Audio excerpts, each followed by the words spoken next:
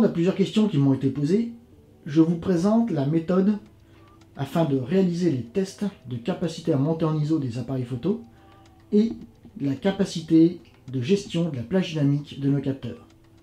Pour ce faire, j'utilise sur la gauche une charte X-Rite modèle Color Checker. Sur la droite, deux lampes LED dont j'ai réglé l'éclairage de manière à ce qu'il soit le plus blanc possible et pas trop lumineux. Et ensuite, au milieu des deux lampes, comme on peut peut-être le distinguer, j'ai placé mon objectif que j'utilise pour tous mes tests, soit le Sigma 180 macro f2.8. Et là, pour effectuer les tests, j'ai pris le fameux A7S2, dont on va tester la capacité à monter en ISO et la plage dynamique du capteur. Et bien écoutez, je vous invite à me suivre, on va passer derrière l'appareil photo, commencer à effectuer les réglages. Alors, comme on peut le voir à l'écran, j'ai donc mis plein centre ma charte colorimétrique, avec mon blanc pur et mon gris neutre à 18%, pile face à l'objectif. Là, j'ai réglé mon objectif à 400 ISO f4. Alors, mon objectif est capable d'ouvrir à 2.8. Donc c'est pour ça que je me suis mis à f4 et à 400 ISO. Si mon objectif n'avait pas été capable d'ouvrir à 2.8, je me serais mis à f8 et à 800 ISO pour faire ces tests. Donc là, on va commencer par la plage dynamique du capteur. Donc je me suis mis à mon point 0, comme on peut le voir. Voilà. F4, 400 ISO, 1/90e de seconde, 0 IL. Donc je suis bien à 0. Maintenant, je vais essayer de me rapprocher un petit peu. Voilà. Donc, shoot de départ. Voilà, mon shoot 0 IL. Donc maintenant, je vais aller chercher mes IL négatifs. Donc pour ce faire, je vais accélérer ma prise de vue. Non. Voilà.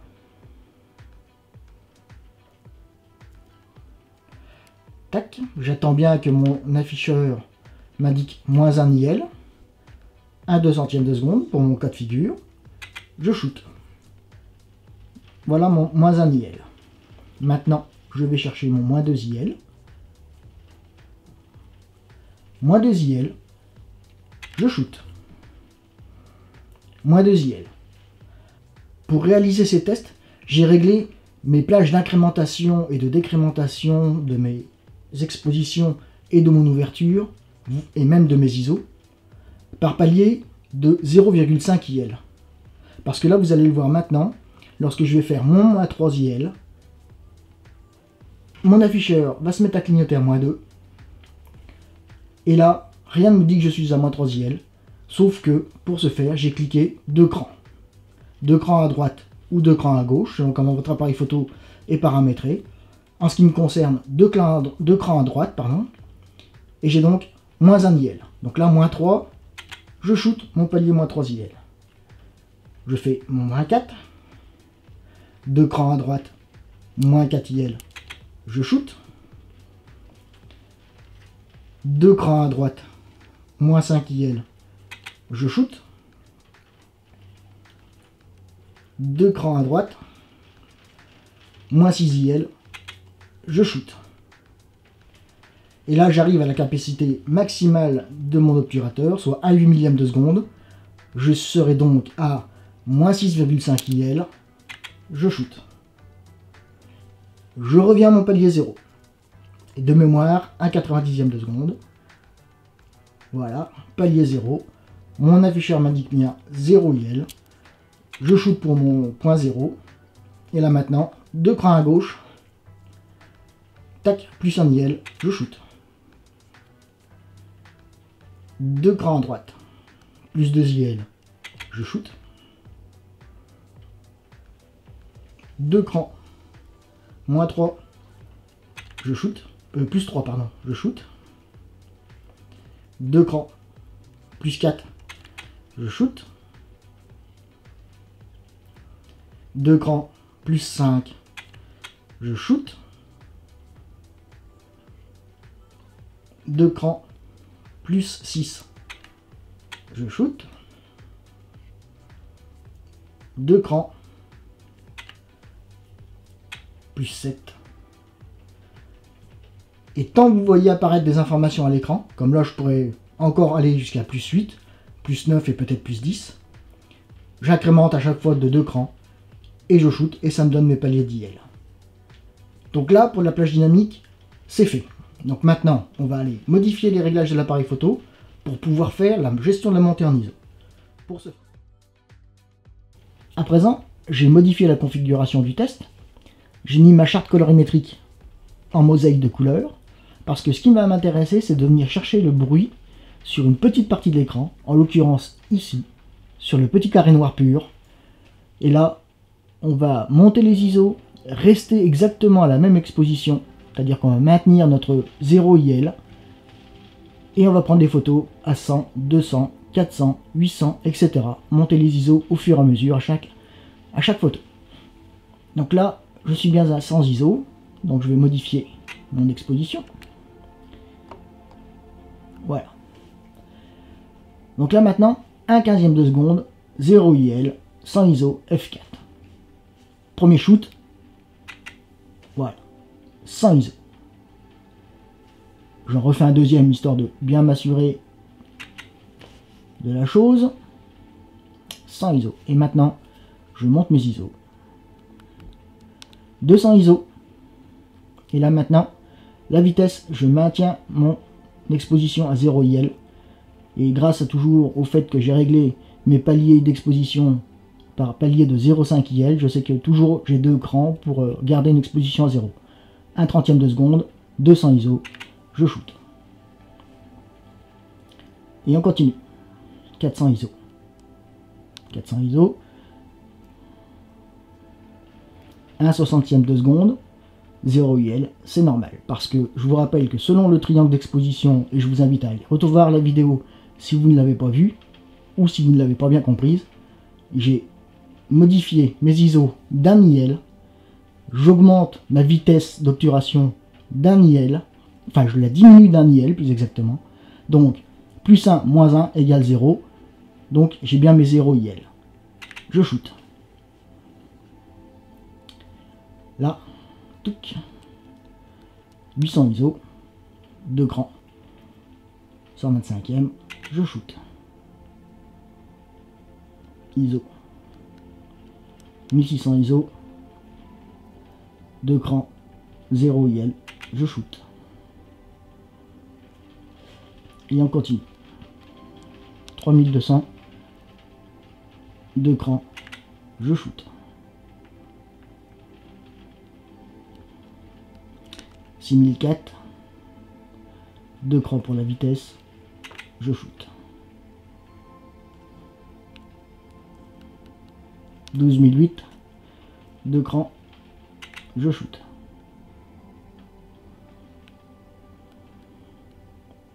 25600 ISO, 2 crans, je shoot.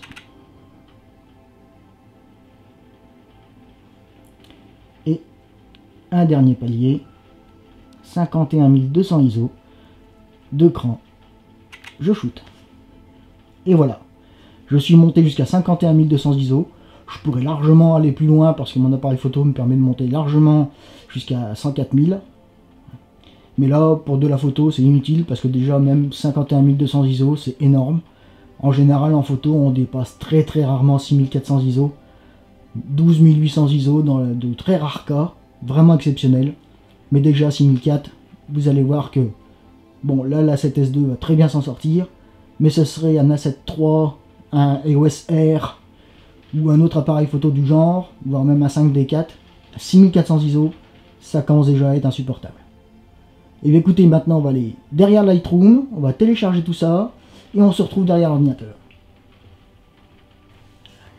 Alors on se retrouve pour la dernière ligne droite de notre test, mais avant je voudrais revenir avec vous sur un petit point qui me paraît essentiel, parce qu'on n'a pas tous la même façon de voir la photographie, et on n'a pas tous les moyens de la pratiquer.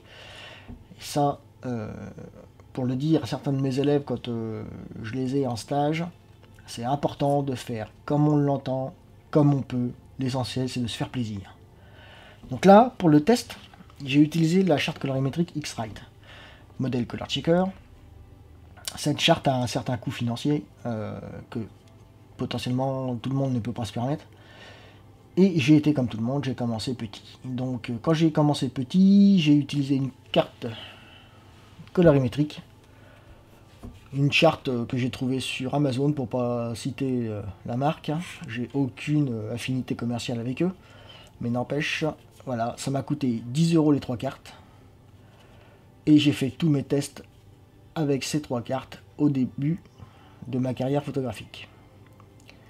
Je les ai installées comme ceci, voilà, ce qui me permettait de bien, non, pardon, comme ça là, voilà, ce qui me permettait de bien entourer mon gris neutre à 18%, avec mon noir, mon blanc et le gris au milieu. Et la démarche photographique était exactement la même, on fait l'exposition 0, et on fait -1, -2, -3, +1, +2, +3, voilà. Donc, 10 €, voilà, pardon, 10 € les 3 cartes colorimétriques, ça suffit largement pour faire nos tests et savoir l'amplitude de la plage dynamique de notre appareil photo et la montée en ISO. À présent, on va passer à Lightroom. Donc, on commence notre test. Lightroom. Tac, voilà. Alors, avant de commencer le test de manière beaucoup plus rébarbative, on va revoir un point et je vous invite justement à aller revoir 2 vidéos si vous n'avez pas bien compris. C'est les 2 vidéos justement où l'on parle de plage dynamique des appareils photo et où je parle du triangle d'exposition vu depuis le capteur. Effectivement, nous sommes dans un système de colorimétrie dit additif. Donc là, on a une charte de gris à 18%. Et pour faire ce gris, il nous faut 50% de rouge, 50% de vert et 50% de bleu. Donc là, avec notre exposition à 0 IL, donc l'exposition de base, nous allons aller chercher justement nos 50% de rouge, 50% de vert, 50% de bleu. Alors je vous rassure tout de suite, hein, dans la vraie vie, ça n'existe pas. Donc on va trouver une valeur s'en rapprochant. Et cette valeur sera quand même notre valeur de base. Donc ici, il faut un stylo, un crayon, et on fait 4 cases. Voilà, vous voyez, je vous montre. J'ai gagné un peu de temps, parce que ce matin j'avais fait ma vidéo, mais je me suis rendu compte aux 3/4 de la vidéo que j'avais pas de son. Donc, c'est pas grave, on va gagner un peu de temps à ce moment-là. Et je vous explique la manière de procéder. Donc sur notre feuille, on fait 4 colonnes. Une colonne zone, ou IL, une colonne rouge, une colonne verte et une colonne bleue. Et là, donc nous sommes à 0 IL, je mets donc 0 dans la colonne IL, et je vais regarder avec Lightroom à ce niveau-là, au niveau d'histogramme, en dessous, et vous allez voir, j'ai des valeurs de rouge, vert, bleu qui apparaissent. Donc je me place sur une zone à peu près au milieu, et je note. Ici, j'ai rouge 57,9%, vert 59,3%, bleu 57,6%. Voilà. Et bien maintenant, rien de compliqué, je prends ma valeur -1 IL, je me remets au milieu, à peu près, et là j'ai 37,1% de rouge, je marque 37,1%, j'ai vert 38,1%, et j'ai bleu 37,6%, 37,6%. Voilà, une fois que j'ai marqué ça, je passe à -2 IL, je me remets là, à peu près, voilà, et je note. Rouge 22,2, vert 22,5, bleu 22%. Une fois que j'ai noté, je viens là, tac. Là, nous sommes à -3 IL, -3 IL, rouge 10,9%, vert 11%, bleu 10,9%. Et je continue comme ça pour -4, -5, -6, -7, -6,5 IL. Parce que je vous rappelle, je n'avais pas pu faire mon -7 IL. Donc là, on voit bien que nous sommes vraiment dans un couleur du système, dans un système de colorimétrie dit additive, parce que, comme on peut le voir, je suis donc à -6,5 IL, j'ai R 0,6% de rouge, 0,7% de vert et 0,9% de bleu. Donc je ne sais pas si vous voyez à l'écran, j'ai encore un petit peu d'informations dans les blancs, là, sur la charte blanche. Mais on voit bien par contre que mon image est bien noire, parce que j'ai quasiment plus de lumière, donc je n'ai quasiment plus d'informations au niveau des couleurs affichées. Et si je pars à l'extrême, ici, voilà, j'ai rouge 100%, vert 100%, bleu 100%. Donc là, mon image est cramée. Résultat des courses, j'ai du blanc. Et effectivement, on voit bien qu'en système additif, 100% de rouge, 100% de vert, 100% de bleu égale du blanc pur. Donc là maintenant, on continue, on revient sur la photo 0 IL qu'on avait fait, je vous rappelle, pour délimiter le côté négatif des IL et le côté positif. Et là je continue, je viens sur plus 1 IL, je me mets à peu près au milieu et je marque rouge, 78,8% de rouge, je marque 78,8, vert 79,7, bleu 79,3. Une fois que j'ai marqué, je viens là, plus 2, et je marque. Plus 2 IL, rouge 93,2, vert 93,5, bleu 93,3. Plus 3 IL. Et là, plus 3 IL, on voit qu'on arrive presque en limite de ce que le capteur peut absorber, puisque nous sommes en rouge 98,5, vert 98,6 et bleu 98,6. Et là, voilà, si je me mets sur... Donc j'ai encore un palier. Donc là, j'ai rouge 99,8, vert 99,8, bleu 99,8. Et si je me mets sur mon dernier palier, voilà, là, j'ai 100% de rouge, 100% de vert, 100% de bleu.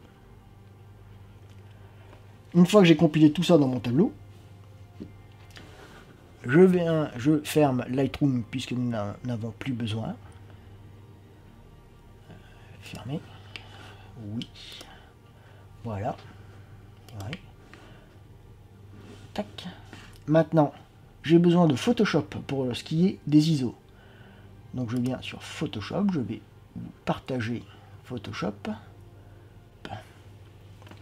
Tac.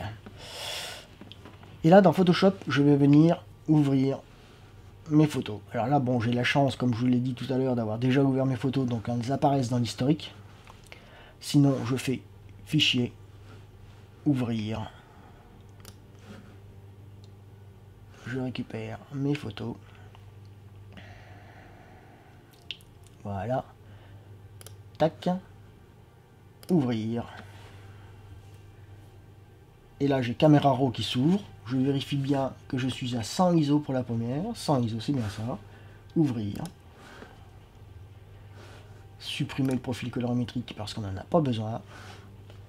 Voilà. Et là, ce qui m'intéresse maintenant, c'est de venir faire fenêtre. Et je m'assure que l'histogramme est bien affiché à ce niveau-là. Histogramme. Parce que c'est ça que je vais avoir besoin pour pouvoir calculer mon bruit. Donc une fois que j'ai activé mon histogramme, j'ai la petite fenêtre qui apparaît ici à ce niveau-là. Moi je l'ai déplacé pour avoir une meilleure visibilité. Mais je ne sais pas si vous allez bien la voir, vous par contre. Si je vais faire partager, et est-ce qu'on la voit? Est-ce qu'on la voit? Est-ce qu'on la voit? Non, on ne la voit pas. Donc c'est pas grave, donc pas de souci. Alors maintenant, ce que je veux, c'est mon pointeur de souris. Donc mon pointeur, on l'active à ce niveau-là. Et là, je fais une sélection de mon carré noir, pur à 100%. Je lâche la sélection et je regarde sur ma fenêtre maintenant, marqué histogramme. Et je vois des données qui s'affichent, moyenne, standard, déviation, médiane. C'est ces trois données-là dont j'ai besoin. Donc je note la moyenne, donc pour 100 ISO. Donc c'est pareil, hein, je fais mon tableau avec 4 colonnes, ISO, moyenne, déviation, médiane. 100 ISO, je note la première 104,5, déviation pardon, déviation 71,33, médiane 74. Une fois que j'ai fait ça, je ferme ma fenêtre, je n'en ai plus besoin. Ne pas enregistrer. Et je viens ouvrir fichier, ouvrir. Et je récupère la suivante. 35, ouvrir. De nouveau caméra RAW. Je m'assure que je suis bien à 200 ISO. Donc là, 200 ISO. J'ouvre. Voilà, je supprime le profil colorimétrique. Je fais ma petite sélection sur mon carré noir. Touc. Et là, 200 ISO, je note. Donc 200. Je note ma moyenne à 104,25. Je note 71,45. Médiane 74. Voilà.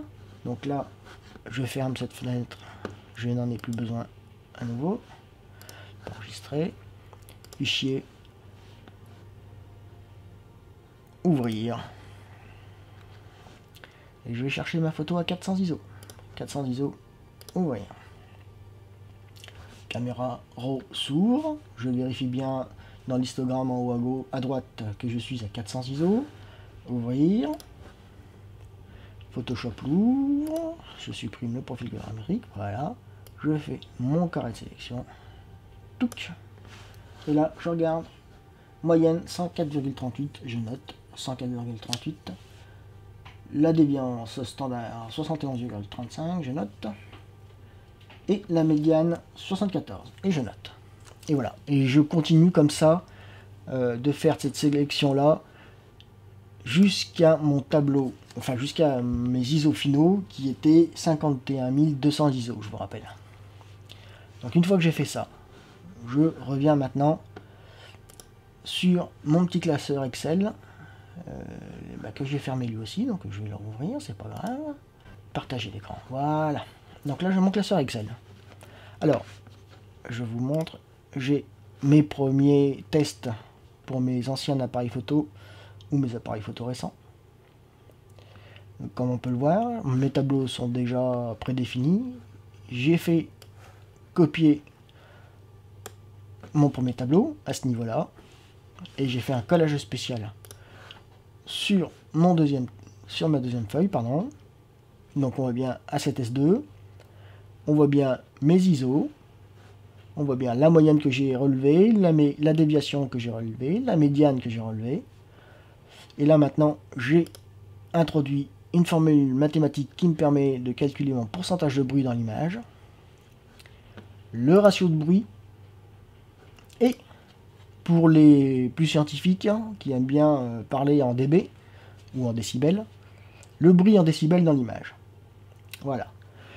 Donc j'ai rentré toutes mes moyennes pour tous mes ISO, toutes mes déviations pour tous mes ISO, ma médiane pour tous les ISO, et la règle de calcul m'a donné le bruit en fonction des ISO et des chiffres que j'ai relevés précédemment.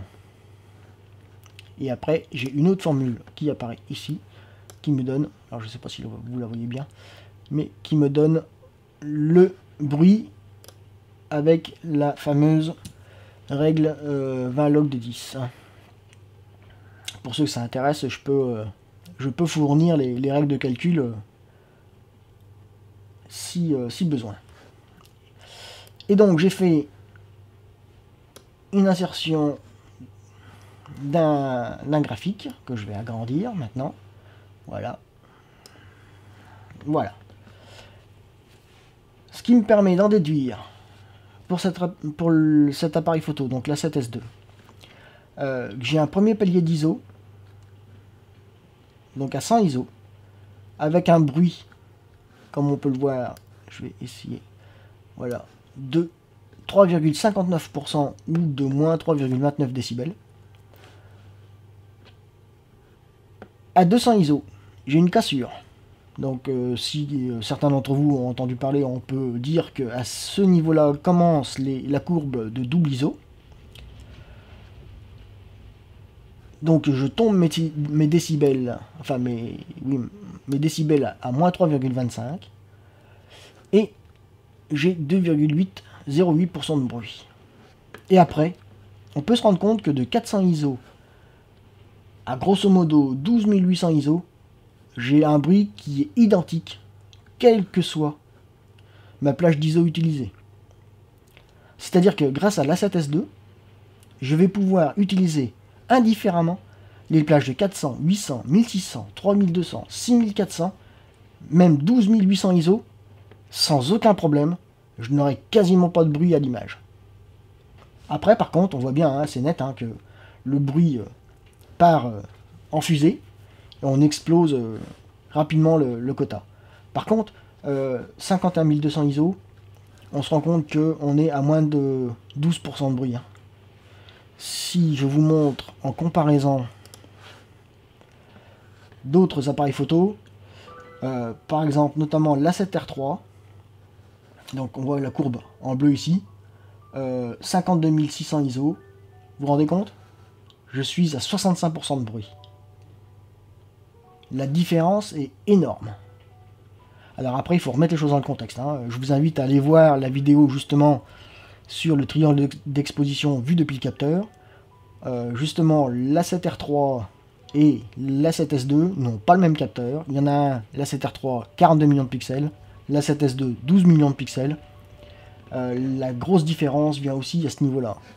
Il est plus facile de gérer des ISO avec un petit capteur qu'avec un gros capteur. Donc à présent, maintenant, on va voir la plage dynamique utile et la plage dynamique de notre appareil photo. Donc pour ce faire, j'ai plus besoin de ça. Donc je vais fermer, enregistrer. Voilà. Et je vous reprends tout de suite. Et là, vous pouvez voir que j'ai déjà fait la même chose pour 4 appareils photo. Donc je vais rajouter un cinquième, donc A7S2. Et là, voilà, je repars, je mets ma ligne 0, donc 58,2% pour les rouges. Donc là, plus un IL, décidément, je suis sorti des ISO, maintenant je suis dans les IL. 79%, 93,2% de rouge, 98,5%,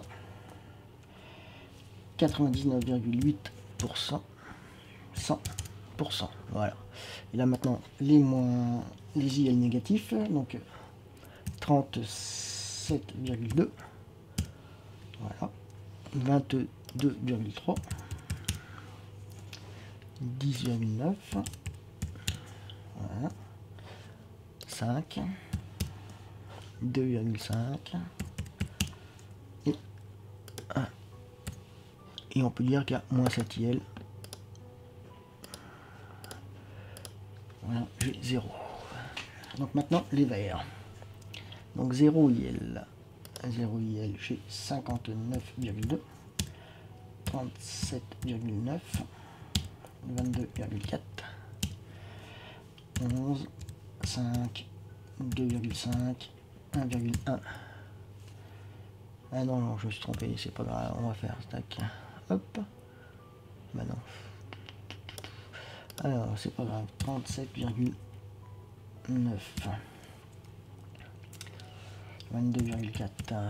Désolé, je perds un peu de temps. Je vous ai dit que je gagnerais du temps, ben là j'en perds, c'est pas grave. 0, voilà. Et donc là, nous sommes partis dans les IL positifs, 79,8, 93,6, 98,6, 99,8, 100. Et là, il n'y en a pas. Voilà. Et donc, si je me mets là, les verts maintenant. Les bleus, pardon. Alors, les bleus, 0,58,6, 37,5, 22,1, 10,7.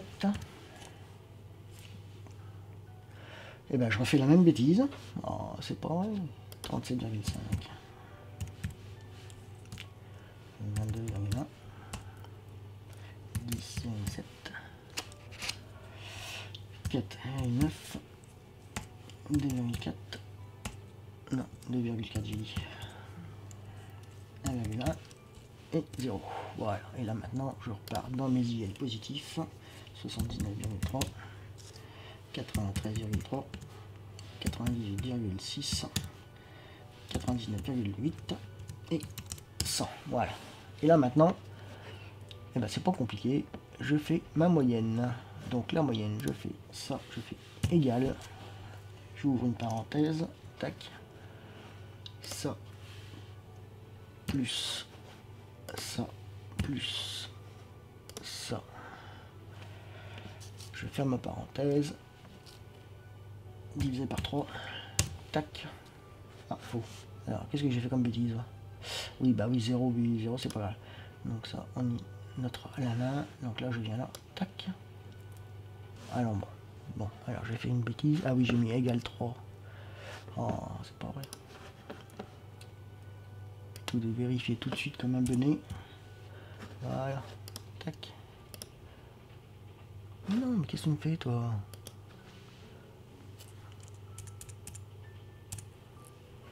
Divisé par 3.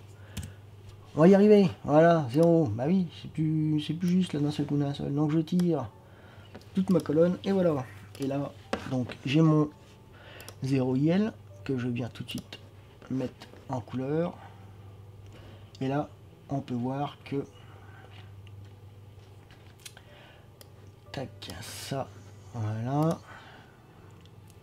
Voilà pour les hautes et là, voilà. Tac, voilà. 93, on peut le mettre aussi jusqu'à 95%. Voilà. Alors, là en conclusion, on voit que j'ai une plage dynamique qui va de moins 7 IL à plus 5 IL. Donc ce qui nous fait 12 IL de plage dynamique au total. 13 si on compte la plage 0. Donc 13 IL en plage dynamique. Et on a une plage dynamique utile de moins 3 IL à plus 2 IL. Sachant que moins 3 IL et plus 2 IL, ce sont deux plages qui sont vraiment extrêmes. D'après les chiffres que j'obtiens, je n'irai pas travailler à plus 2 ou à moins 3, parce que là on tombe vraiment en dessous des 15% ou au-dessus des 80% de données. Donc là on va perdre du détail justement.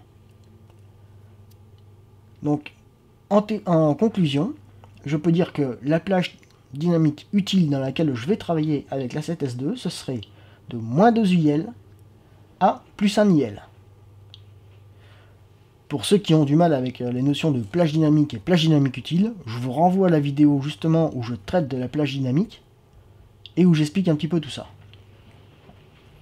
Mais écoutez, j'espère que cette vidéo vous aura été utile, qu'elle vous permettra de faire les tests de vos appareils photo, parce que ce sont des tests qui, comme vous pouvez le voir et comme vous l'avez peut-être vu dans le tuto photo de A à Z, premier de la série, j'espère en faire d'autres dès que possible. Ces plages dynamiques vous permettent de connaître exactement jusqu'où vous pouvez travailler. Et d'ailleurs, si vous n'avez pas vu le tuto sur le tuto photo de A à Z, je vous invite à aller la voir. Vous verrez, c'est assez impressionnant de connaître les plages dynamiques de notre appareil photo et de savoir jusqu'où on peut aller et jusqu'où Lightroom va pouvoir nous aider à récupérer du détail et de la luminosité à des endroits où on s'y en attendrait pas du tout. Si vous avez des questions, laissez-les-moi en commentaire. Si vous avez des remarques, laissez-les-moi aussi. Pour les formules de calcul, je peux vous les transmettre en commentaire. Si vous me les demandez, il n'y a pas de souci. Je vous dis à bientôt, bonne journée et au plaisir.